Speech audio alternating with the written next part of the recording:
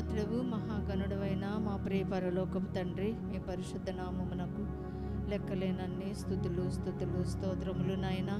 తండ్రి ప్రభు నాయన, గడిచిన బుధవారం నుండి ఈ బుధవారం వరకు తండ్రి మీ యొక్క నాయన బలిష్టమైన రెక్కల కింద నాయన మమ్మల్ని భద్రపరచవు తండ్రి. యేసయ్య మీకు స్తుతులు ప్రభు. మరొక నాయన బుధవారం రోజు తండ్రి మిమ్మల్ని స్తుతించుకోవడానికి తండ్రి యేసయ్య మీరు ఇచ్చిన గొప్ప నాయన అయా సమయము కొరకు తండ్రి మీకు వందనాలు నాయన, స్తుతులు స్తోత్రములు నాయన. అయా ఎంతోమందికి అవకాశం ఉండి ఉండకపోవచ్చు నాయన, అయోగ్యులమైన మమ్మల్ని ప్రేమించి నాయన మాకు ఈ సమయాన్ని మీరు అనుగ్రహించారు దేవా. మీకు స్తోత్రము నాయన. కృప కలిగిన దేవా, దయగలిగిన తండ్రి నాయన, వాత్సల్యము కలిగిన దేవా, మీ బంగారు పాదములకు వందనములు స్తుతులు స్తోత్రములు నాయన, స్తోత్రము నాయన. అయా తండ్రి నాయన, అయా నాయన గడిచిన వారం తండ్రి నాయన అయా మీరు మాతో నాయన తండ్రి అమూల్యమైన మాటలు మాట్లాడినందుకు వందనాలు. అయా నాగటి మీద చెయ్యి వేసి వెనకకు చూసేవాడెవడో నాకు పాత్రుడు కాడని మీరు సెలవిచ్చారు ప్రభువా. అయా నాయన వెనక తట్టు చూసే హృదయాలు మాలో నుండి తీసివేయండి ప్రభువా నాయన. అయా నాయన రక్షణ పొంది కూడా నాయన మేము లోకములకు జారిపోతున్నామేమో ప్రభువా, మేము గ్రహించుకోవడానికి మాకు జ్ఞానము దయచేయండి తండ్రి. మీకు స్తోత్రము నాయన.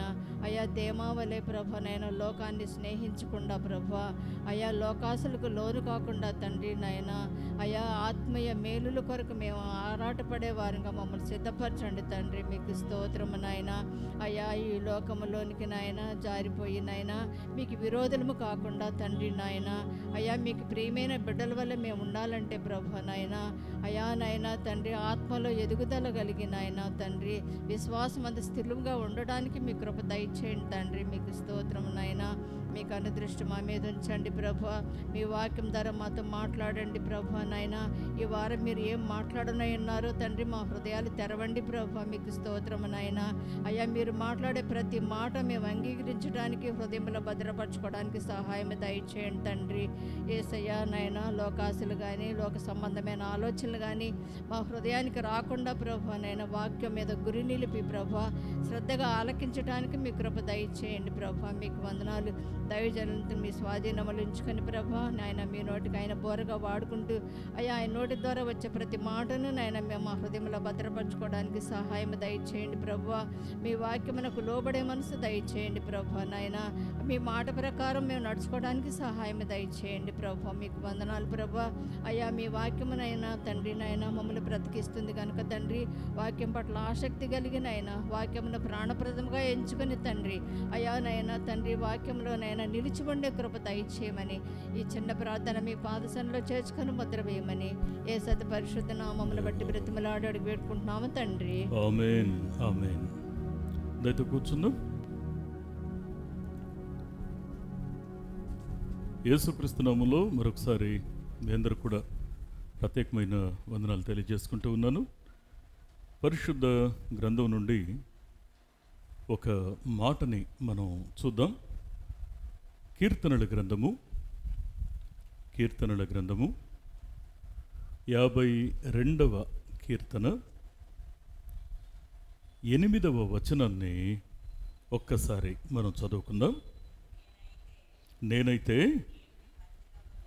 దేవుని మందిరంలో పచ్చని ఒలీవ చెట్టు వలె ఉన్నాను.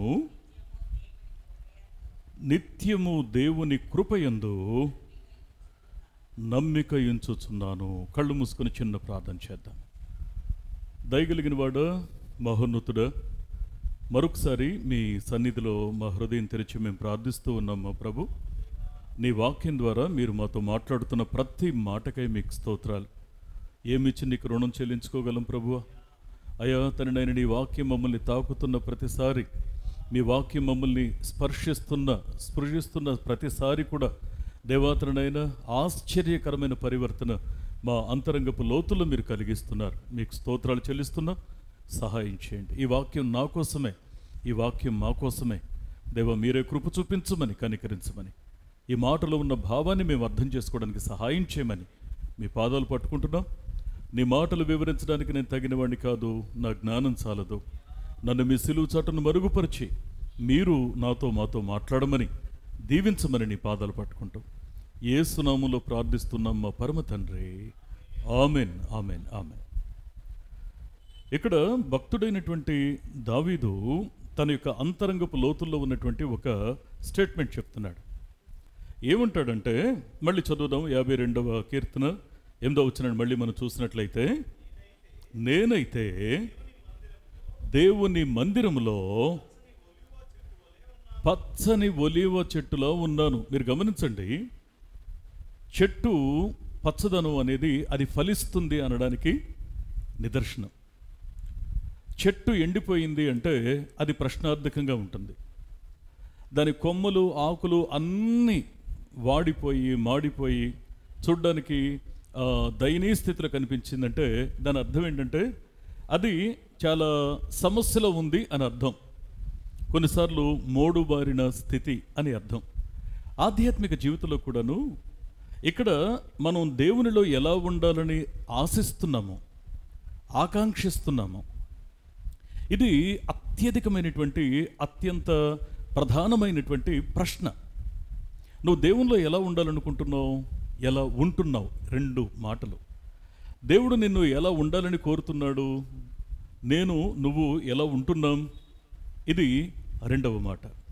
అందుకే దేవుని యొక్క వాక్యాన్ని మనం జాగ్రత్తగా అర్థం చేసుకునేటువంటి ప్రయత్నాన్ని మనం చేస్తే, ఇక్కడ భక్తుడు మొదటిగా తన మనసులో ఉన్న భావాన్ని వ్యక్తం చేస్తూ అంటాడు, నేనైతే దేవుని మందిరములో పచ్చని ఒలీవ చెట్టులా నేను ఉన్నాను అంటాడు. అంటే ఒక వ్యక్తి ఆ పచ్చదనం కలిగి ఉండడం అంటే జీవం ప్రవహించడం, అది ఫలభరితమైన స్థితి. అందుకే మనం తరచూ ఒక మాట చూసుకుంటాం. తరచూ చూసే మాట ఏంటంటే, అదే మొదటి కీర్తన అక్కడ 2వ వచనాన్ని ఒకసారి మనం పట్టుకుంటే అక్కడ మాట ఒక జీవిత పాఠాన్ని నేర్పిస్తుంది. చదవండి. యెహోవా ధర్మశాస్త్రమునందు ఆనందించుచు దివారాత్రము దానిని ధ్యానించేవాడు ధన్యుడు. ఇక్కడ 2 స్టేట్మెంట్స్ ఉంటాయి. ఒకటి, ఏం చెయ్యాలి? దేవుని యొక్క ధర్మశాస్త్రాన్ని దివారాత్రములు ధ్యానించాలి. దేవుని యొక్క వాక్యాన్ని బట్టి సంతృప్తి చెందాలి. దేవుని వాక్యాన్ని హత్తుకోవాలి. ఇది దైవికమైన ప్రణాళికలో మన ప్రయాణం. ఇంకొక ప్రయాణం ఏంటి అంటే, మొదటి వచనం, దుష్టుల ఆలోచన చొప్పున నడవక, పాపుల మార్గమున నిలువక, అపహాస్యకులు కూర్చుండే చోట కూర్చోక. దీని గురించి పెద్ద వివరణ అక్కర్లా. ఏంటి అంటే, లోకానుసారమైన జీవితం ఏదైతే మనం విడిచి వచ్చామో, ఏదైతే మనం మన బ్రతుకులో వద్దనుకున్నామో, ఏదైతే దేవునికి వ్యతిరేకంగా నా జీవితం ఉండకూడదని నిశ్చయించుకొని మనం రక్షణ అనుభవంలోకి వచ్చి ఆయన సన్నిధిలో నమ్మకంగా కొనసాగుతున్నామో, ఈ కొనసాగింపులో ఇక్కడ మనం చేసే పని ఏంటంటే, లోకాన్ని విడిచిపెట్టేసి మనం దేవుని యొక్క ధర్మశాస్త్రం, ఎందుకంటే ఎలా బ్రతకాలో ఎలా బ్రతకకూడదో నేర్పించేది వాక్యమే. అందుకే ఎప్పుడైతే మనం వాక్యానుసారంగా బ్రతకడం ప్రారంభిస్తామో, అప్పుడు దావీదు భక్తుడు చెప్పినటువంటి ఈ పచ్చని ఒలీవ మొక్క యొక్క స్థితి మనం కలుగుంటాం. అంటే అర్థం ఏంటి? 3వ వచనం, నీటి కాల్వల యోరన నాటబడినదై ఆకు వాడక తన కాలమందు ఫలమిచ్చే చెట్టుల, అలాంటి వారి జీవితం ఉంటుంది. ప్రియ స్నేహితులారా, దేవుని యొక్క సన్నిధిలో మనకి మొట్టమొదటి సవాల్ ఏంటి అంటే, దేవుని వాక్యానుసారంగా నా జీవితాన్ని నేను నిర్మించుకోగలుగుతున్నానా? దేవుని వాక్యానుసారంగా నేను బ్రతుకుతున్నానా? ఇప్పుడు మన యొక్క జీవితానికి ఒక లక్ష్యం ఏంటి అంటే, దేవుని వాక్యానుసారంగా మనం బ్రతకడం. మన క్రైస్తవ జీవితానికి లేదా విశ్వాస జీవితానికి ఒక లక్షణం ఏంటి అంటే, దేవుని యొక్క చిత్తంలో, దేవుని యొక్క అదుపులో మన యొక్క ప్రయాణాన్ని నమ్మకంగా కొనసాగించటం. ఇక్కడ మాట్లాడుతూ చెప్పినటువంటి మాట ఏంటంటే, నేను పచ్చని ఒలీవ మొక్కలా ఉండాలి అంటే నీటి కాల్వల యోరన నాటబడినదై. అంటే నీటి కాల్వల యోరన నాటబడిన జీవితం అంటే అర్థం ఏంటి? క్రీస్తుతో అంటు కట్టబడిన జీవితం, వాక్యంతో అంటు కట్టబడిన జీవితం. అందుకే మనం అంటు కట్టబడడం అవసరం, తర్వాత నిలిచి ఉండడం అవసరం, ఫలించడం అవసరం. క్రీస్తుతో అంటకట్టబడడం, క్రీస్తులో వాక్యములో నిలిచి ఉండడం, వాక్యానుసారంగా ఫలించడం, ఈ 3 అనుభవాలు మన జీవితంలో మనకు కావాలి. ఇది మన జీవితంలో స్థిరపడాలి అంటే దావీదు భక్తుడు తన యొక్క విజయ రహస్యాన్ని ఓ మాట అంటాడు. అదే 52వ కీర్తన 8వ వచనాన్ని ఒకసారి మనం చూసినట్లయితే, నేనైతే దేవుని మందిరములో పచ్చని ఒలీవ చెట్టు వలె ఉన్నాను, నిత్యము దేవుని కృపయందు నమ్మిక ఉంచి ఉన్నాను. ఆత్మ చెప్పుచున్న మాట చెవిగలవాడు వినుడుగాక. ఒక వ్యక్తి దేవునితో అంటు కట్టబడడం, ఇది రక్షణ పొందిన సమయంలో జరిగే ప్రక్రియ. దేవునిలో నిలిచి ఉండడం, ఇది రక్షించబడిన తర్వాత మన యొక్క ప్రయాణ కొనసాగింపు. అంటే ఇక్కడ మనం చేయాల్సింది ఏంటి అంటే, దేవునితో అంటు కట్టబడిన తర్వాత మన యొక్క విశ్వాస జీవితం ప్రయాణం కొనసాగుతూ ఉన్నప్పుడు మనం దేవుని వాక్యములో నిలిచి ఉండడం ఎంత అత్యవసరమో.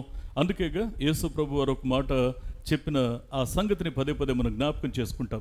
యోహాను సువార్త 8వ అధ్యాయం 31వ వచనాన్ని ఒకసారి మనం చూసినట్లయితే, కాబట్టి యేసు తనను నమ్మిన యూదులతో, మీరు నా వాక్యమందు నిలిచిన వారైతే నిజముగా నాకు శిష్యులై ఉంటారు, మీరు సత్యాన్ని గ్రహిస్తారు. ఆత్మ చెప్పుచున్న మాట చెవిగలవాడు వినుగాక. అంటే ఇక్కడ మరి మన జీవితంలో మనకు అవసరమైంది ఏంటి అంటే, క్రీస్తుతో అంటకట్టబడడం, క్రీస్తుతో అంటు కట్టబడడం. ఈ ప్రక్రియ అది కేవలం ఇక్కడ మనం చేసింది ఏమీ లేదు. నేను పాపిని అని మాత్రమే గుర్తించాను, నేను చచ్చిన స్థితిలో ఉన్నాను అని మాత్రమే నేను గుర్తించాను. ఒక రకంగా చెప్పాలంటే, ఇక నేను చచ్చిన స్థితిలో ఉన్నానని గుర్తించలేని నిస్సహాయ స్థితిలో ఉంటే, క్రీస్తు మనలను ప్రేమించి మన కోసం తన ప్రాణాన్ని ఆయన పణంగా పెట్టాడు. వాస్తవానికి మనం రక్షించబడడానికి మన యొక్క గొప్పతనం ఏం లేదు. ఆయన రక్షించుకున్నాడు, ఆయన ప్రేమించాడు, ఆయన పలకరించాడు, ఆయన విమోచించాడు, ఆయన ప్రాణం పెట్టాడు, ఆయన ప్రాణం పోసాడు, క్రొత్త జీవితాన్ని ఇచ్చాడు. ఇప్పుడు రక్షించబడిన తర్వాత మన యొక్క జీవితంలో అత్యవసరమైంది ఏంటి అంటే, వాక్యమందు నిలిచిన వారైతే, దేవుని వాక్యమందు నిలిచి ఉండడం. నిజంగా వాక్యంలో నిలిచి ఉండడం అనే ఆ ప్రక్రియ ఉంది చూశారు, ఇది నిజంగా మనకి ఎంత గొప్ప మేలు చేస్తుందంటే, యేసు ప్రభు ఇందాక చెప్పిన మాట చూసాం. యోహాను 8:31లో, మీరు నిజముగా నాకు శిష్యులై ఉంటారు, రెండవది మీరు సత్యాన్ని గ్రహిస్తారు. ఇప్పుడు ఈ రెండు ప్రక్రియలు దేనికి? యేసుక్రీస్తును అంగీకరించాం, క్రీస్తుతో అంటుకట్టబడ్డాం, నీటి కాలువలో ఎవరన నాటబడిన చెట్టు వలె ఆ అనుభవంలోకి తొలి మెట్టు అడుగు పెట్టాం. ఫైన్.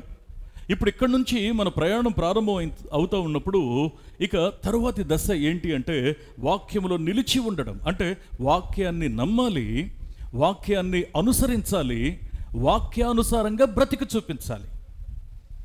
అందుకే మన యొక్క బ్రతుకులో ఏది ఉన్నా ఏది లేకపోయినా దేవుని యొక్క వాక్యం ఉంది చూశారు, అది మన యొక్క జీవితాల్ని సవాలు చేసేదిగా ఉండాలి. అది మన యొక్క జీవితాన్ని దేవునికి సంతృప్తి కలిగించేలా మనం బ్రతకగలగాలి. అందుకే దేవుని యొక్క వాక్యాన్ని మనం జాగ్రత్తగా అర్థం చేసుకునేటువంటి ప్రయత్నాన్ని మనం చేస్తే, నేను మళ్ళీ ఈ మాట మీ గమనానికి తీసుకొస్తా ఉన్నాను. నిజంగా క్రీస్తులో అంటు కట్టబడిన జీవితంలో వాక్యంలో నిలిచి ఉన్న స్థితిలో మనం కొనసాగుతూ ఉంటే, నిజంగా అండి దేవుని వాక్యాన్ని నమ్మగలగడం అనేది మన జీవితానికి ఇచ్చే ప్రతిఫలం ఏంటో తెలుసా? దేవుని యొక్క వాక్యాన్ని నమ్మగలగడం. మనం అబ్రహాం జీవితంలో ఒక మాట చూస్తాం. హెబ్రీ పత్రిక 6వ అధ్యాయము 15వ వచనంలో అక్కడ మాట్లాడుతూ అంటాడు, అతడు ఆ మాట నమ్మి ఓర్పుతో సహించి ఆ వాగ్దాన ఫలమును పొందాడు. ఇక్కడ మనం ఏమనుకుంటామంటే, దేవునిని నమ్మడం, రక్షించబడిన తర్వాత నమ్మకంతో ఆయన మనం కొనసాగిస్తూ ఉంటాం. అబ్రహాము యొక్క జీవితంలో మన యొక్క ఆలోచన పరిధి ఎక్కడి వరకు ఉందంటే, నేను నీకు సంతానాన్ని ఇస్తాను, ఆ సంతానాన్ని ఇస్తాను కాబట్టి అప్పటిదాకా నువ్వు ఓపికగా ఉండు అని దేవుడు చెప్పడం. ఈయన దాదాపు ఒక 25 సంవత్సరాలు అబ్రహాము ఎదురు చూసినందుకు దేవుడు అతనికి ప్రతిఫలం ఇచ్చాడు. అసలు ఇంతవరకే సంకుచితంగా ఆలోచిస్తాం. అసలు అబ్రహాము యొక్క ఎదురుచూపు ఏంటో తెలుసా? హెబ్రీ గ్రంథకర్త చెప్పాడు, పునాదులు కలిగిన, చూడండి ఒకసారి ఆ మాటని, 11వ అధ్యాయం హెబ్రీ పత్రిక 11వ అధ్యాయం 10వ వచనం మనం చూస్తే, దేవుడు దేనికి శిల్పియు నిర్మాణకుడును అయ్యున్నాడో పునాదులు కలిగిన ఆ పట్టణం కొరకు అబ్రహాము ఎదురు చూశాడు. ఆత్మ చెప్పుచున్న మాట చెవిగలవాడు వినుడుగాక. అంటే అబ్రహాము యొక్క ఎదురుచూపు కేవలం సంతానం కోసమే అయితే నిజంగా ఆ మాట నేను మనస్ఫూర్తిగా ఆ మాట దగ్గర ఆగిపోదలుచుకోవట్లేదు. కారణం ఏంటి అంటే ఇస్సాకును దేవుడు ఇవ్వకముందే అక్కడ ఇష్మాయిల్ని మరి తనకు పొందుకున్నాడు. కానీ దేవుడు చెప్పినటువంటి మాట అతనికి ప్రాణప్రదంగా తోచింది. ఏంటి అంటే ఆయన చెప్పినట్లు నడవడం.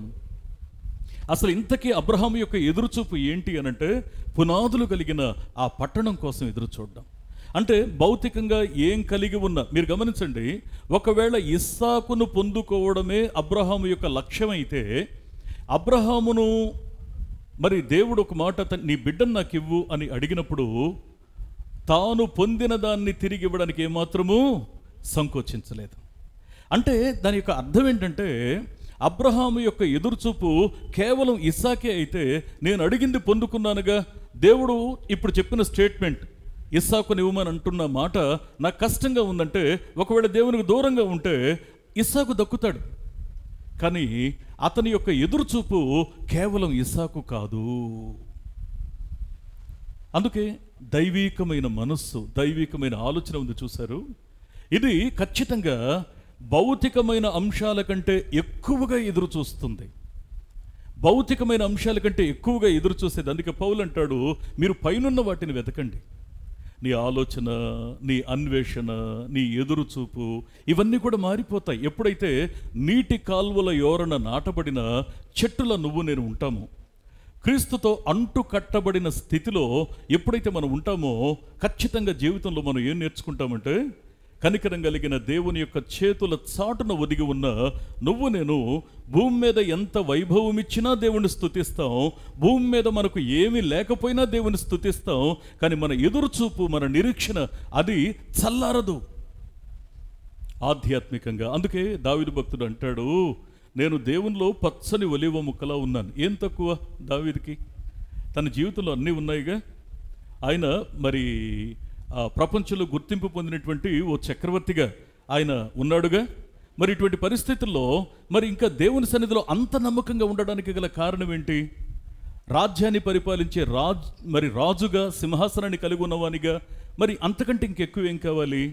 కానీ అతని యొక్క ఎదురుచూపు ఏంటి అంటే నేను మళ్ళీ ఈ మాట మీకు గమనానికి తెస్తున్నాను. అబ్రహాము యొక్క ఎదురుచూపేమో ఖచ్చితంగా పునాదులు కలిగిన పట్టణం కోసం.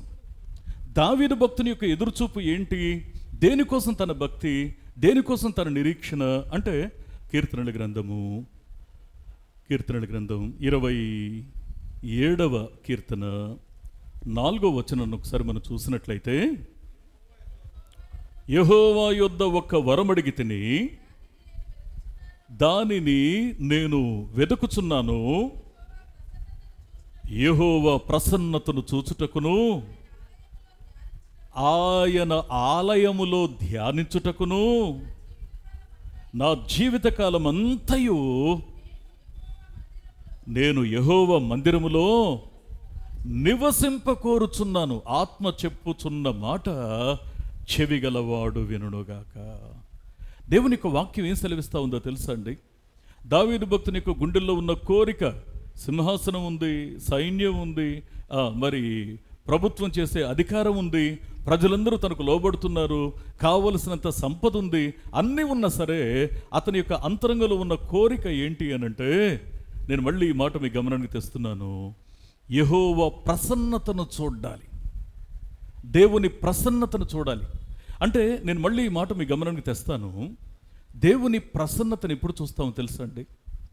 ఎప్పుడు దేవుని ప్రసన్నతను మనం చూడగలుగుతామంటే ఒంటరిగా ఏకాంతంగా దేవుని యొక్క పాదాల దగ్గరికి వెళ్ళినప్పుడు మాత్రమే. అందుకే భక్తుడు ఈ విధంగా, నీ ముఖకాంతిలో నా రహస్య పాపములు కనబడుచున్నాయి. అంటే ఎప్పుడైతే ఒంటరిగా దేవుని సమీపిస్తామో, ఒంటరిగా దేవుని కృపాసనం దగ్గరికి వెళ్తామో, అప్పుడు ఆయన యొక్క వాక్యపు వెలుగు మన మీద ప్రసరించినప్పుడు మన తప్పు తెలుస్తుంది, మన బలహీనత తెలుస్తుంది, మన ఓటమి తెలుస్తుంది. సరిదిద్దుకోవడానికి ఒక ద్వారం తెరవబడింది కూడా మనకు అర్థమవుతుంది. అందుకే దేవుని యొక్క వాక్యాన్ని మనం జాగ్రత్తగా అర్థం చేసుకుంటే భక్తుల యొక్క ఎదురుచూపు, భక్తులు భక్తి కలిగి బ్రతకడానికి గల ప్రధానమైన కారణం పునాదులు కలిగిన పట్టణం ఒకటైతే, రెండవది దేవుని ప్రసన్నతను చూడాలి, ఆయన ఆలయములో ధ్యానించాలి, తన జీవితకాలం అంతా యెహోవా మందిరములో నివసింప కోరుచున్నాను అంటాడు భక్తుడు.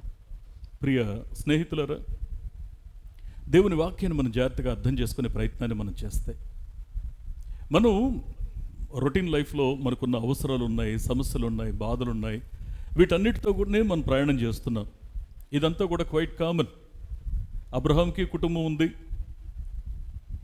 నోవహుకి కుటుంబం ఉంది, హానోకుకి కుటుంబం ఉంది. వీరందరూ కుటుంబాలతోనే వారి యొక్క జీవితంలో దేవునికి నమ్మకస్తులుగా వారు ప్రయాణం చేశారనే విషయం మనకు అర్థమవుతుంది. అందుకే దేవుని యొక్క వాక్యాన్ని మనం జాగ్రత్తగా అర్థం చేసుకుంటే, ఇంతకీ దేవుడు అబ్రహాము యొక్క జీవితంలో, దావీదు యొక్క జీవితంలో ఆయన కోరిన కోరిక మనకు అర్థమవుతుంది, వారి సమర్పణ మనకు అర్థమవుతుంది.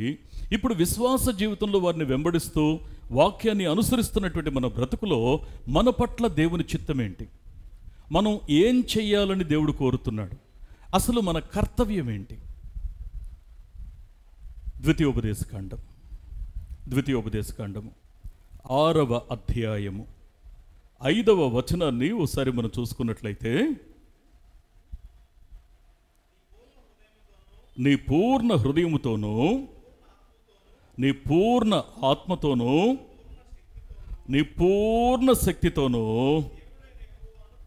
నీ దేవుడైన యెహోవాను ప్రేమించాలి. ఆత్మ చెప్పుచున్న మాట చెవిగలవాడు వినుగాక. దేవా, నేను అబ్రహాం యొక్క జీవితం నుంచి నువ్వు చెప్పిన పాఠాన్ని నేర్చుకున్నాను, దావీదు యొక్క కోరిక ఏంటో కూడా నేను తెలుసుకున్నాను. నా పట్ల నీ చిత్తం ఏంటి, నేను ఎలా బ్రతకాలని నువ్వు కోరుకుంటున్నావు అంటే, ఇక్కడ దేవుని యొక్క వాక్యం సెలవిస్తున్న సత్యం ఏంటి అంటే, నీ పూర్ణ హృదయంతో, అంటే దేవుని వెంబడిస్తున్నటువంటి మన మనసులో ఇక ఎట్టి పరిస్థితుల్లో అరకొర భక్తి పనికిరాదని వాక్యం చెప్తా ఉంది. నీ పూర్ణ హృదయంతో, నీ హృదయం అంతటిని దేవునికి నువ్వు అప్పగించాలి, నీ మనస్సును దేవునికి నువ్వు అప్పగించాలి, నీ పూర్ణ హృదయంతో. రెండవది, నీ పూర్ణ ఆత్మతో. అంటే మీరు చూడండి, నీ పూర్ణ హృదయం, శరీర సంబంధమైన ఈ హృదయానికి కోరికలు ఉంటాయి, లోకం ఆకర్షిస్తూ ఉంటుంది. ఈ ఆకర్షణను అధిగమించి నీ మనసు దేవుని వాక్యం తట్టు పరిగెడుతుందా, లేకపోతే ఈ ఆకర్షణకు లొంగిపోతుందా? ఈ ప్రయాణమే నిన్ను డిసైడ్ చేస్తుంది, నీ హృదయం నిన్ను ఎటువైపు లాగుతుంది అనేది. నీ హృదయాన్ని లోకం ఆకర్షిస్తుందా, లేకపోతే నీ హృదయాన్ని వాక్యం ఆకర్షిస్తుందా? దేనికి నీ మనసు ప్రాధాన్యతనిస్తుంది? అందుకే ఇక్కడ ఏమంటాడంటే, ఇటు కాస్త అటు కాస్త అనొద్దు. వాక్యం చెప్తుంది, నీ పూర్ణ హృదయంతో, నీ పూర్ణ హృదయంతో, నీ పూర్ణమైన ఆలోచనతో. ఇప్పుడు రెండవ అంశం ఏంటి అంటే, నీ పూర్ణ ఆత్మతో. ఎందుకు ఆత్మతో అన్నాడు? పూర్ణ మనస్సు అన్నాడుగా. మనస్సును మించింది ఆత్మ. ఎందుకు అంటే, కొద్దిమంది ఏం చేస్తారంటే, దేవుని వాక్యం నమ్మిన తర్వాత, దేవుని వాక్యాన్ని వెంబడించడం ప్రారంభించిన తర్వాత, నేను మనస్ఫూర్తిగా చెప్తున్నాను, మూఢనమ్మకాలన్నీ వదిలేస్తారు. ఎందుకంటే ఇది సత్యం అని తెలుసుకున్నాక, ఇది నిజం అని తెలుసుకున్నాక, లోకంలో ఉన్నటువంటి ఆచారపరమైన అంశాలు నాకు మేలు చేయవు అని నిర్ణయించుకున్న తర్వాత, ఎట్టి పరిస్థితుల్లో లోకానుసారమైన మూఢనమ్మకాలకి ప్రాధాన్యతనివ్వకుండా, ఆత్మ అంటే ఇది దైవ సంబంధమైన అంశంతో ముడిపడి ఉన్న విషయం. ఇది నీ నమ్మకం.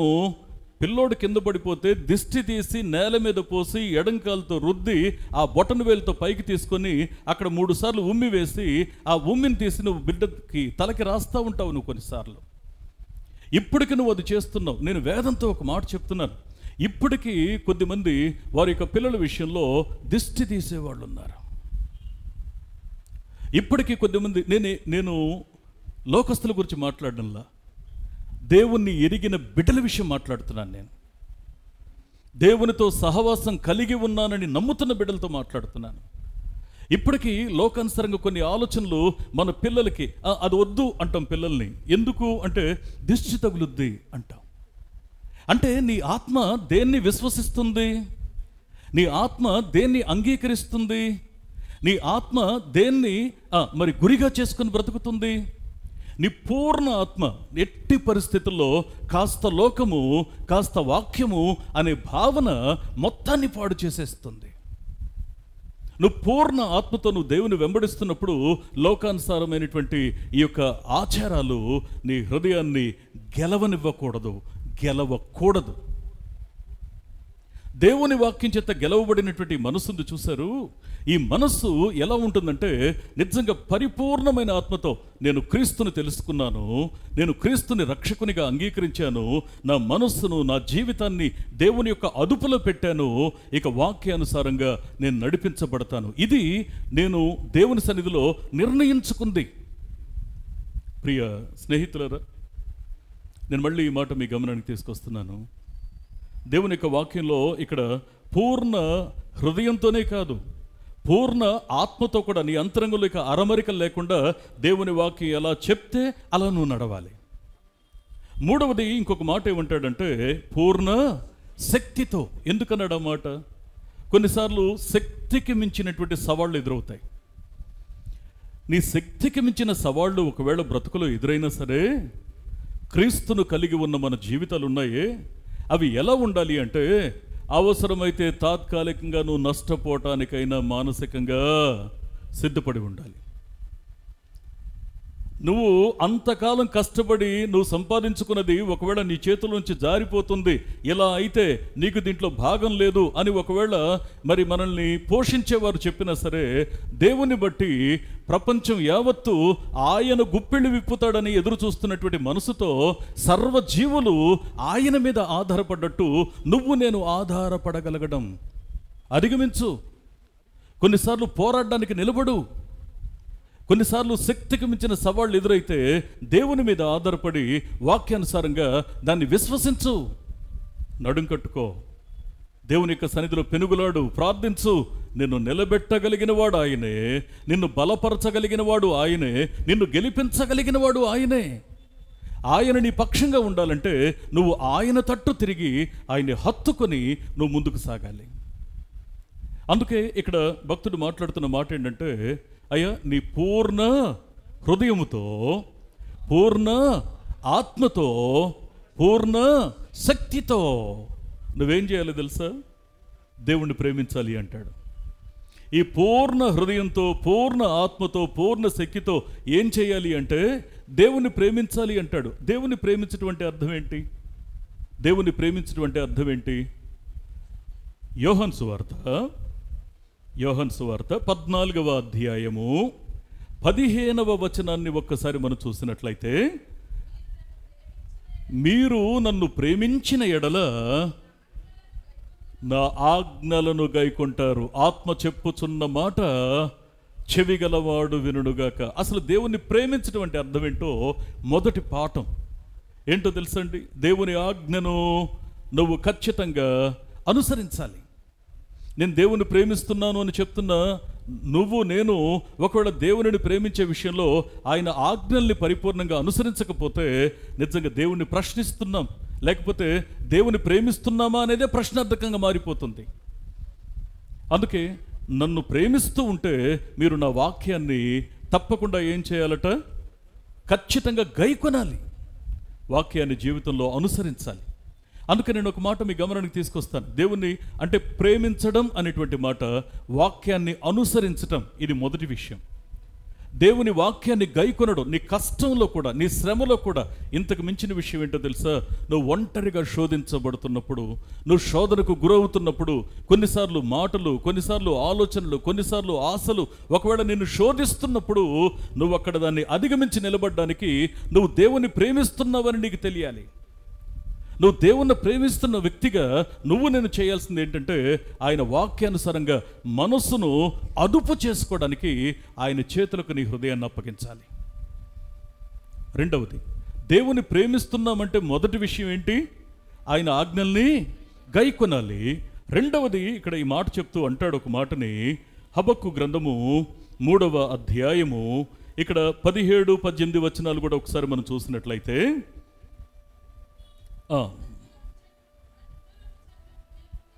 అంజూరపు చెట్లు పోయకుండినను,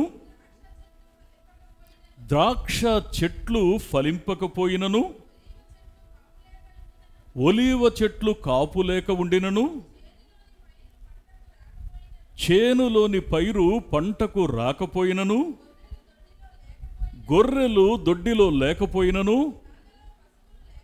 శాలలో పశువులు లేకపోయినను,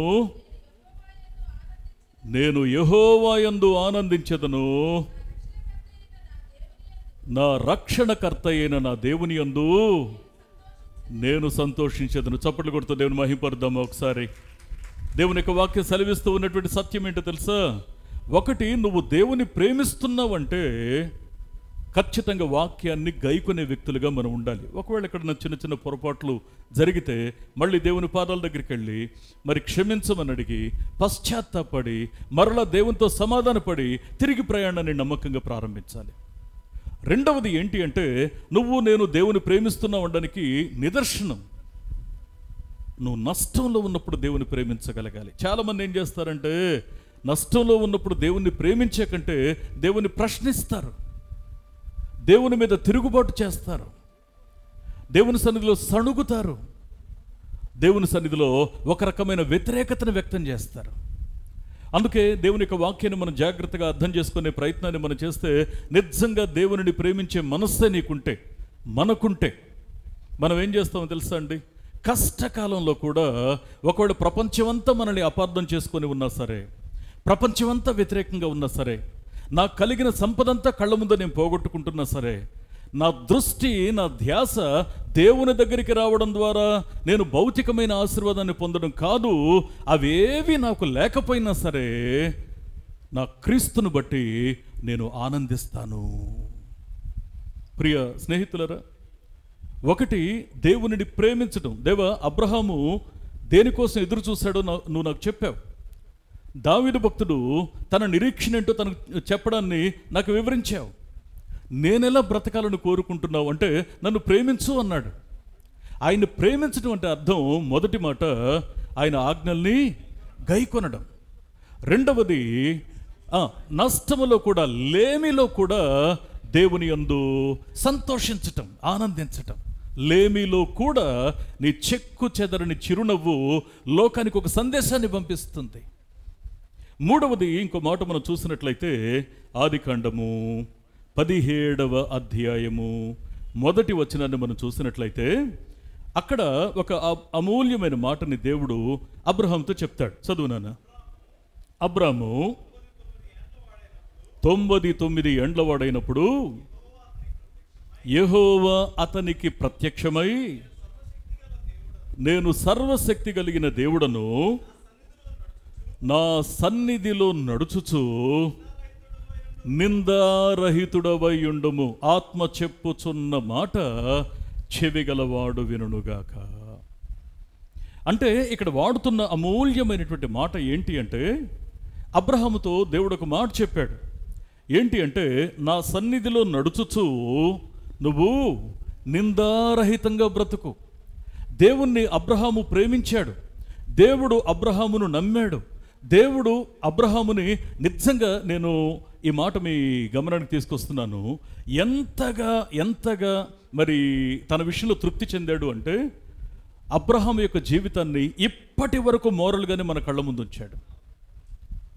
ఎందుకు ఇంత మరి నమ్మకం, ఇంత ప్రత్యేకత అబ్రహాముకి దేవుడిచ్చాడు అంటే, అబ్రహాము దేవునిని అంతగా నమ్మాడు.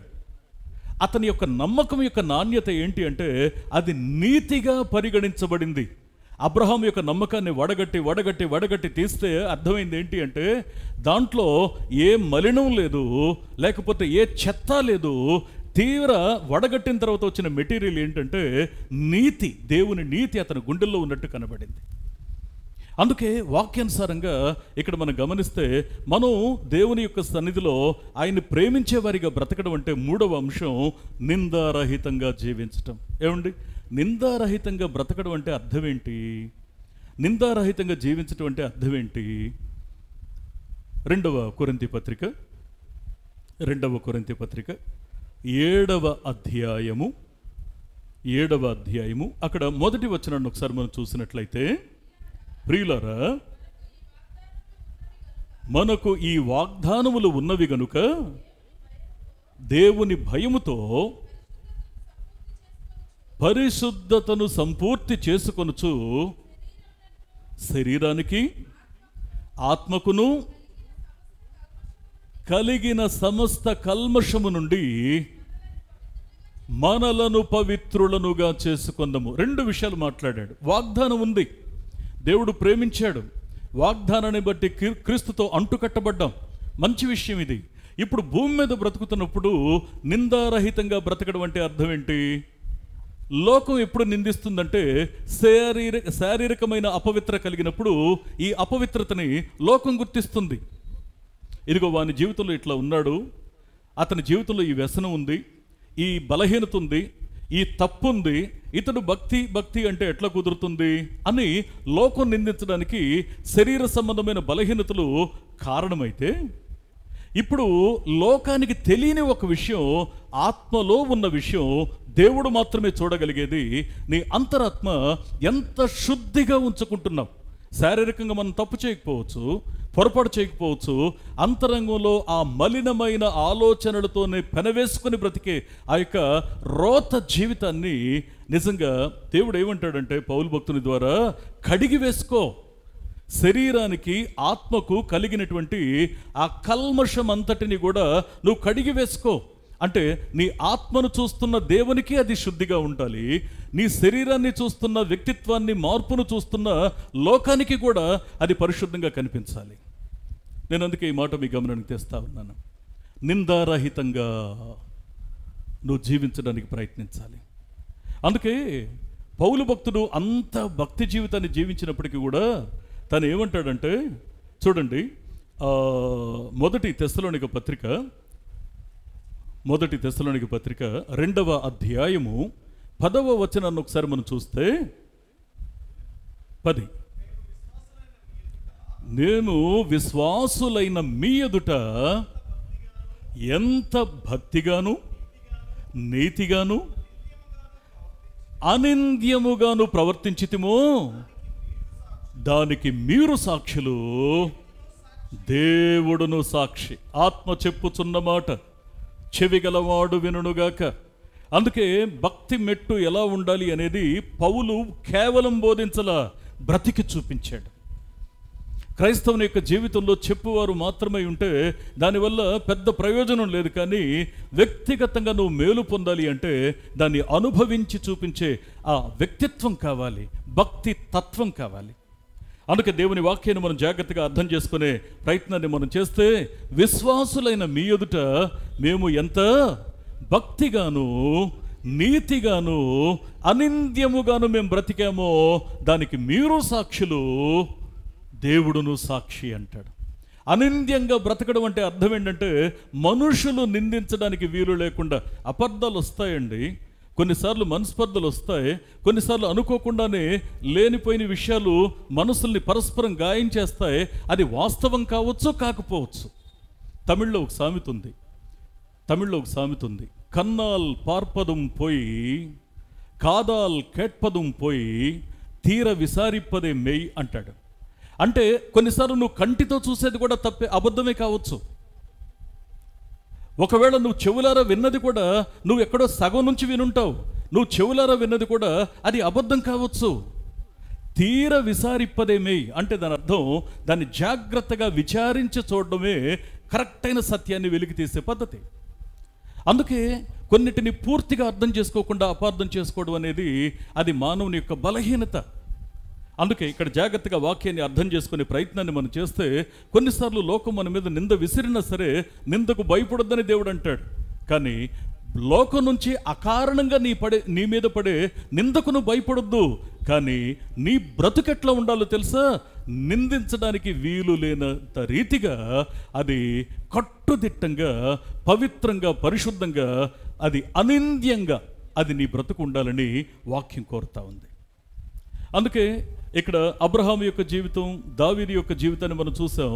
ఇప్పుడు మన జీవితం ఎలా ఉండాలి అంటే ఇక్కడ మాట్లాడిన మాటలు ఏంటంటే, నెంబర్ 1 దేవుని ప్రేమించేవారిగా ఉండాలి. నెంబర్ 1 దేవుని ప్రేమించేవారిగా ఉండడం అంటే చెప్పండి, దేవుని ప్రేమించడం అంటే ఆజ్ఞలను గైకొనడం, దేవుని ఆజ్ఞలు గైకొనడం. రెండవది, లేమిలో కూడా దేవుని యొక్క సన్నిధిలో సంతోషించగలగడం, లేమిలో కూడా. మూడవది, ఇక్కడ మాట్లాడుతున్న అమూల్యమైన మాట ఏంటంటే దేవుని యొక్క సన్నిధిలో నిందారహితంగా బ్రతకడం, నిందారహితంగా బ్రతకడం. ఎంత అమూల్యమైనటువంటి సవాలు తెలుసా అండి ఇది. ఫైన్. 4వ విషయం ఇక్కడ ఏమంటాడంటే, కీర్తనల గ్రంథం 5వ కీర్తన 11వ వచనాన్ని ఒకసారి మనం చూసినట్లయితే, నిన్ను ఆశ్రయించువారు అందరూ సంతోషించెదరు,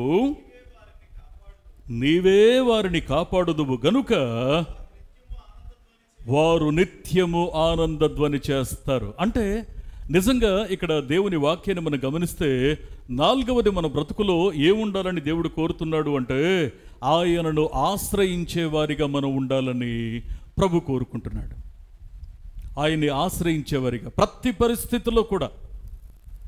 పరిస్థితుల్లో కూడా ఆయన బలమైన దుర్గమని గుర్తించి నీతిమంతుడు అందులోనికి పరిగెత్తి ఆయనలో దాక్కుంటాడట. అందుకే వాక్యం సెలవిస్తూ ఉన్నటువంటి సత్యం, ఆయన్ని ఆశ్రయించేవారిగా ఉండాలి. కొన్నిసార్లు మనం ఏం చేస్తూ ఉంటే లోకానుసారంగా మన మనసుల్ని ఈ ప్రయత్నాలు ఆ ప్రయత్నాలు చేస్తూ కొన్నిసార్లు దేవుని విషయంలో కూడా రాజీ పడిపోతూ ఉంటాం, వాక్యం విషయంలో కూడా రాజీ పడిపోతూ ఉంటాం. అందుకే దేవుడు ఏం కోరుకుంటున్నాడంటే, నువ్వు ఆయన మీద ఆధారపడి చూడు, ఆయన నీ జీవితాన్ని చక్కదిద్దడానికి అవకాశం ఇచ్చి చూడు. చంచలత్వంలో ఉన్న మనసును, చెదిరిపోయినటువంటి ధైర్యాన్ని ఒక్కసారి కూడగట్టి ఆయన పాదాల దగ్గర పోసి చూడు. ఆయన నీ బ్రతుకులో చనువుగా మరి ఆయన బాధ్యత తీసుకొని నీ జీవితాన్ని తిరిగి నిర్మించడానికి ఒక్క అవకాశాన్ని దేవునికి ఇచ్చి చూడు. అందుకే వాక్యం ఏం చెప్తా ఉందంటే, ఆయన్ని ఆశ్రయించడం నేర్చుకో. నీ కష్టంలో, బాధలో నాకు అనిపిస్తూ ఉంటుంది, యోసేపు యొక్క జీవితం చాలా కాలం మౌనంగానే సాగింది. చాలా కాలం అతని యొక్క స్టేట్మెంట్స్ రికార్డ్ చేయబడలా, చాలా చోట్ల మౌనంగానే. ఎందుకు అంటే అక్కడ మరి ఆ మౌనం వెనుక దేవుని మీద ఆధారపడే ఆ విధానాన్ని చూస్తున్నాం, దేవునిని ఆశ్రయించే విధానాన్ని చూస్తున్నాం. అతను గుంటలో పడ్డప్పుడు, అమ్మివేయబడ్డప్పుడు, శోధించబడినప్పుడు, చెరసాల్లో ఉన్నప్పుడు ఇక్కడంతా కూడా ఆయన పెద్దగా దేవునితో పోట్లాడింది ఏమీ లేదు. దేవుని వాక్యాన్ని మనం జాగ్రత్తగా అర్థం చేసుకునేటువంటి ప్రయత్నాన్ని మనం చేస్తే, ఆయన మీద ఆధారపడడం, ఆయన్ని ఆశ్రయించడం ఖచ్చితంగా మన జీవితంలో ఓ భాగం కావాలి. అందుకే ఇక్కడ 4వ విషయాన్ని మాట్లాడుతూ ఏమంటాడంటే, తప్పనిసరిగా ఆయన్ని ఆశ్రయించు. ఆ తర్వాత చివరిగా నేను ఓ మాట మీకు జ్ఞాపకం చేస్తున్నాను. 1 తెస్సలోనిక పత్రిక 5వ అధ్యాయము, అక్కడ మరి 16 నుంచి 18 వచనాలు అక్కడ రాయబడతాయి. అంటే 15వ వచనం తర్వాత ఉన్న భాగం నుంచి మనం చూసుకుంటూ వస్తే 3 ప్రాముఖ్యమైన మాటలు అక్కడ సెలవిస్తాడు. ప్రతి విషయమందు, అంటే ఇక్కడ ఇది 3వ స్టేట్మెంట్కి వచ్చేసాం. ముందు సంతోషించండి, ఎల్లప్పుడూ సంతోషించండి. నీ కష్టంలో దేవుని వాక్యాన్ని జ్ఞాపకం చేసుకొని నువ్వు సంతోషించు, దేవుడు ఏదో ఒక అద్భుతం చేస్తాడని. నీ శ్రమలో, నీ అవమానంలో, నీ ఓటమిలో, నేను దేవుని చేతుల్లో దాచబడి ఉన్నాను, ఖచ్చితంగా దేవుడు నా విషయంలో శ్రద్ధ వహిస్తాడు. ధైర్యం కలిగి ఉండు, నమ్మకం కలిగి ఉండు. అందుకే ఎల్లప్పుడూ సంతోషంగా ఉండు, దేని విషయమును చింతించకుడి, కానీ ప్రతి విషయమందు మీ కృతజ్ఞతాపూర్వకంగా మీ విన్నపములు దేవునికి తెలియచేయండి. ప్రియ స్నేహితులారా, ఈ మాటని ఫిలిప్పీ పత్రిక 4వ అధ్యాయము 6వ వచనంలో మనం చూస్తాం. అందుకే ఇక్కడ మనం జాగ్రత్తగా అర్థం చేసుకునే ప్రయత్నాన్ని మనం చేస్తే, 1 ప్రతి పరిస్థితుల్లో కూడా దేవునిలో సంతోషించండి. అందుకే పౌలు అంటాడు, 'మరలా చెప్పుదును, సంతోషించండి, ఆనందించండి.' ఇప్పుడు ఈ ఆనందం మన బ్రతుకులో పరిపూర్ణం కావాలంటే దీనికి 2 ప్రాథమికమైనటువంటి సూత్రాలు ఉంటాయి. మన జీవితంలో ఆయనకు ప్రేమగా, లేకపోతే ఆయన్ని నిజంగా ప్రేమించేవారిగా మనం బ్రతకాలంటే, ఆయనకు తృప్తి కలిగించేలా మనం జీవించాలంటే 2 ప్రాముఖ్యమైన విషయాలు ఏంటి అంటే, ఒకటి ప్రార్థన, రెండవది కృతజ్ఞత కలిగిన జీవితం. ఎడతెగక ప్రార్థన చెయ్యండి అంటాడు అక్కడ. ఎడతెగక ప్రార్థన. నీ కష్టంలో ప్రార్థన చేయి. ఒకవేళ నీ మనసు శృతి తప్పుతుంటే, మళ్ళీ మార్గం చెదిరిపోతుంటే, మార్గం తప్పిపోతుంటే, లేకుంటే మలినమైన ఆలోచన, ఆశ మళ్ళీ నీ బ్రతుకులోకి వస్తుంటే ప్రార్థన చేయి. అందరూ నిన్ను విడిచిపెట్టేస్తే నువ్వు ప్రార్థన చేయి. అందరూ నిన్ను అపార్థం చేసుకుంటే నువ్వు ప్రార్థన చేయి. నీ జీవితంలో ఎదురు దెబ్బలు తగులుతుంటే నువ్వు ప్రార్థన చేయి. నీ ఓటమి అంచుల్లో ఉన్నప్పుడు నువ్వు ప్రార్థన చేయి. నీ స్వయంకృతాపరాధాల్ని బట్టి కొన్ని సమస్యలు నీ బ్రతుకులోకి వచ్చి నీ గౌరవానికి భంగాన్ని కలిగిస్తే ప్రార్థన చేయి. కొన ఊపిరి ఉన్నంత వరకు మనకు ఒకే ఒక్క ఆయుధాన్ని దేవుడిచ్చాడండి, ప్రార్థన చేయడం. ఈ ప్రార్థన దేనికి సూచన అంటే, ప్రార్థనలో నమ్మి ప్రార్థిస్తాం. రెండవది, ఈ ప్రార్థన దేవుని సన్నిధికి చేరడానికి ఏదైనా అడ్డుగా ఉంటే పశ్చాత్తాపపడి ప్రార్థిస్తాం. మూడవది, మనం ఖచ్చితంగా దేవుడు మన బ్రతుకులో మేలు చేస్తాడని నిరీక్షణ కలిగి ప్రార్థిస్తాం. అందుకే దేవుని యొక్క సన్నిధిలో మనం చేయాల్సింది, అయ్యా అబ్రహాము పునాదులు కలిగిన పట్టణం కోసం ఎదురు చూశాడు, అది ఆయన యొక్క ఎదురుచూపు. దావీదు దేవుని యొక్క మందిరంలో చిరకాలం నివాసం చేయాలని కోరుకున్నాడు, ఇంతకంటే పెద్ద కోరిక లేదు. ఇప్పుడు మా బ్రతుకులో ఏముండాలి అంటే, దేవుని ప్రేమించేవారిగా ఉండాలని వాక్యం చెప్పింది.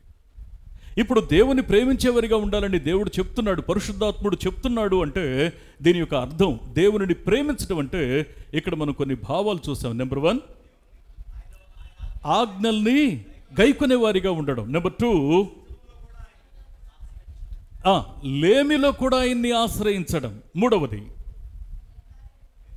నిందారహితంగా బ్రతకడం. నాలుగవది, ఆయనను ప్రతి పరిస్థితుల్లో కూడా ఆశ్రయించగలగడం. ఐదవది, ఓవరాల్గా చూసుకుంటే కృతజ్ఞత కలిగి బ్రతకడం. కృతజ్ఞత కలిగి బ్రతకడం. కృతజ్ఞత కలిగిన బ్రతుకును మన జీవితంలో స్థిరపరచగలిగేది ప్రార్థనా జీవితమే. నేను ఒక చిన్న మాట మీ స్నేహితుడిగా, శ్రేయోభిలాషిగా ఒక మాట అడుగుతున్నాను. ఎంతమంది ప్రస్తుతం ఉన్న పరిస్థితిని బట్టి దేవుని ప్రశ్నించేవారిగా ఉన్నాం?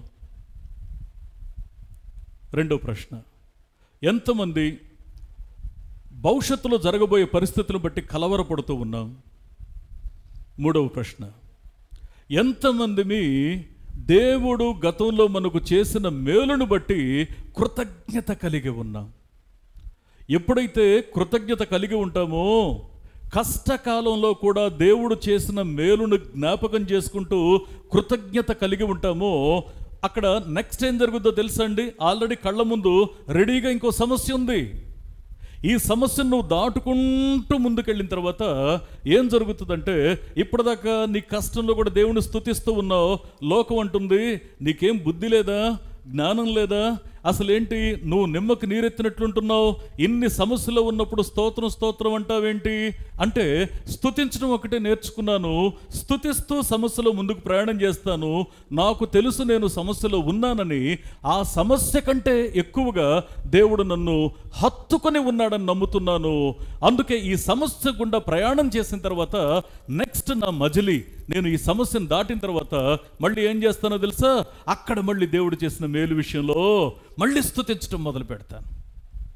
ఎన్ని శ్రమలు నా బ్రతుకులో వస్తాయో నేను లెక్క పెట్టలేను, కానీ ఒకటి మాత్రం చెప్పగలను, ఎన్ని శ్రమలు నా బ్రతుకులోకి వచ్చినా మరొకసారి దేవుణ్ణి స్తుతించే అవకాశం దేవుడు నాకు దక్కిస్తూ ఉన్నాడు. అందుకే దేవుని యొక్క వాక్యం ఏం చెప్తా ఉందంటే, దేవుని ప్రేమించగలగడం అనేటువంటి ఆ మాటలో ఉన్న విలువ మనం అర్థం చేసుకుంటే, ఆ వాక్యానుసారంగా మనం నడవగలిగితే, ఆ వాక్యాన్ని మనం మన గుండెల్లో నిలుపుకొని దానికి అనువుగా మనం జీవించగలిగితే, ఖచ్చితంగా దేవుని యొక్క ఉద్దేశానికి తగినట్లు బ్రతికే ప్రయత్నం చేస్తాం. ఎక్కడైనా మనం బలహీనులమైన, ఎక్కడైనా తడబడుతున్నా, ఎక్కడైనా పడిలేస్తున్నా ఖచ్చితంగా ఆయన హస్తాలే పట్టుకుంటాం, ఆయన పాదాలు పట్టుకుంటాం, ఆయన వాగ్దానాన్ని పట్టుకుంటామే తప్ప లోక సంబంధమైనటువంటి అనవసరమైన అంశాల జోలికి మనం వెళ్ళం. అందుకే దేవుని యొక్క వాక్యం సెలవిస్తూ ఉన్నటువంటి సత్యం. అబ్రహాముకు ఒక గురుంది, దావీదు భక్తునికి ఒక గురుంది. దేవా, నా గురి ఏంటి అంటే నువ్వు దేవునిని ప్రేమించడం. మన గురి క్రీస్తే. నువ్వు దేవునిని ప్రేమించగలిగితే ఈ యొక్క సుగుణాలు, 5 లక్షణాలు నువ్వు నేను కలిగి ఉంటాం. నిజంగా అలా మనం కలిగి ఉండగలుగుతున్నామా? ఒకవేళ అలా కలిగి ఇప్పటి వరకు ఉండలేకపోతే ఇక నుంచి అలా కలిగి జీవించాలని నిర్ణయించుకుందామా? ఒక్కసారి మనం ప్రార్థన చేసుకుందాం. ప్రతి ఒక్కరం కూడా దేవుని యొక్క సన్నిధిలో మన హృదయం తెరిచి మనం ప్రార్థిద్దాం. మనస్ఫూర్తిగా దేవుని యొక్క సన్నిధిలో ఒక్కసారి మనం ప్రార్థన చేసుకుందాం. అందరూ నోరు తెరిచి ఒక్క చిన్న మాట దేవుని సన్నిధిలో మనం మనస్ఫూర్తిగా, హృదయపూర్తిగా ఒక ఒప్పందం చేసుకుందాం. దేవా, అబ్రహాము యొక్క గురి పునాదులు కలిగిన పట్టణాన్ని గురిగా చేసుకున్నాడు. దావీదు భక్తుని యొక్క గురి భౌతికమైనవి కాదు, నీ మందిరంలో చిరకాలం నివసించాలని కోరుకున్నాడు. అయ్యా, మా గురి ఏంటి అని ప్రశ్నిస్తే నిన్ను ప్రేమించమని మీరు చెప్పారు. నిన్ను ప్రేమించడంలో ఉండే సుగుణాల గురించి మాతో చెప్పారు. వాటికి అనువుగా మేము బ్రతకడానికి మాకు సహాయం చేయండి అని నిండు హృదయంతో మనం ప్రార్థన చేద్దాం. ప్రతి ఒక్కరం కూడా ఈ సమయంలో మనం ప్రార్థన చేసుకుందాం. మొదటిగా ఈ అంశం కోసం ప్రతి